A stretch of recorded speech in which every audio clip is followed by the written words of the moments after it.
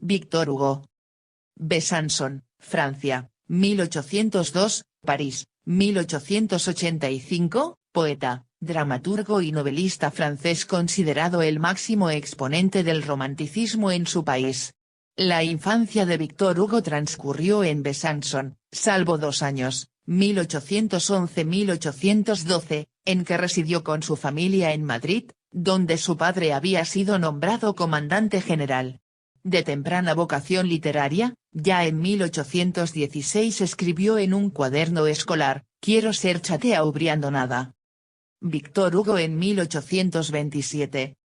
En 1819 destacó en los Juegos Florales de Toulouse y fundó la revista Le Conservateur littéraire, junto con sus hermanos Abel y Eugène, pero su verdadera introducción en el mundo literario se produjo en 1822, con su primera obra poética, Odas y poesías diversas.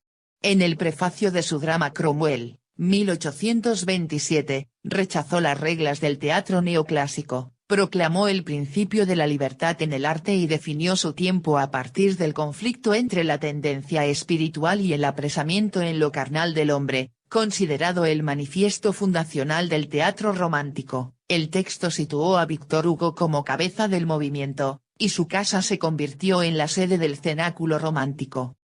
Desde esa nueva posición de jefe de filas del romanticismo, y secundado por figuras como Alphonse de Lamartine, Alfred de Musset, Charles Nodier o Alfred de Vigny, el virtuosismo poético de Victor Hugo se puso de manifiesto en Las Orientales, 1829, que satisfizo el gusto de sus contemporáneos por el exotismo oriental. La censura de su drama en 5 actos Marion Delorme retrasó su aparición en la escena teatral hasta el estreno de Hernani, 1830, obra maestra que triunfó en la Comédie Française. La representación de este drama constituyó un auténtico escándalo, pero significó también la victoria de la joven guardia romántica sobre el viejo clasicismo y marcó un hito en la literatura por su ruptura con las rígidas normas de la tragedia francesa. En 1830 inició una fase de singular fecundidad literaria, en la cual destacaron, además de distintos libros de poesía, su primera gran novela, Nuestra Señora de París, y el drama Ruy Blas. En 1841 ingresó en la Academia Francesa, pero, desanimado por el rotundo fracaso de los burgraves, abandonó el teatro en 1843.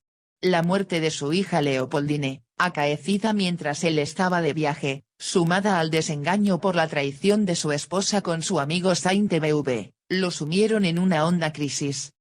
Entregado a una actividad política cada vez más intensa, Victor Hugo fue nombrado par de Francia en 1845. Pese a presentarse a las elecciones de 1848 en apoyo de la candidatura de Napoleón y Bonaparte, sus discursos sobre la miseria, los asuntos de Roma y la ley Falleux anticiparon su ruptura con el Partido Conservador. El 17 de julio de 1851 denunció las ambiciones dictatoriales de Napoleón y, tras el golpe de Estado, huyó a Bélgica. Si bien es cierto que no publicó ninguna obra entre 1843 y 1851, concibió su novela Los Miserables y compuso numerosos poemas que aparecieron posteriormente. En 1852 se instaló, con su familia, en Jersey, Reino Unido, de donde pasó en 1856 a Guernsey. Allí permaneció, en su propiedad de Hauteville House, hasta 1870. Republicano convencido, denunció sin tregua los vicios del régimen conservador de su país y en 1859 rechazó la amnistía que le ofrecía Napoleón y de este exilio de 20 años nacieron Los Castigos, brillante sarta de poesías satíricas, la trilogía de El fin de Satán, Dios y la leyenda de los siglos, ejemplo de poesía filosófica en la que traza el camino de la humanidad hacia la verdad y el bien desde la época bíblica hasta su tiempo, y su novela Los Miserables, denuncia de la situación de las clases más humildes. De vuelta a París, tras la caída de Napoleón y 1870, Victor Hugo fue aclamado públicamente y elegido diputado. Fue derrotado en los comicios siguientes, pero en 1876 obtuvo el escaño de senador de París, posición desde la que defendió la amnistía de los partidarios de la Comuna. Sin embargo, desengañado por la política, regresó a Hauteville House, 1872-1873. El ritmo de su producción disminuía, pero su prestigio se acrecentaba sin cesar. Un banquete conmemoró el 50º aniversario de Hernani, en 1881, su cumpleaños fue celebrado oficialmente y los senadores, en la tribuna, se levantaron sin excepción en su honor. A su muerte, el gobierno francés decretó un día de luto nacional y sus restos fueron trasladados al Panteón.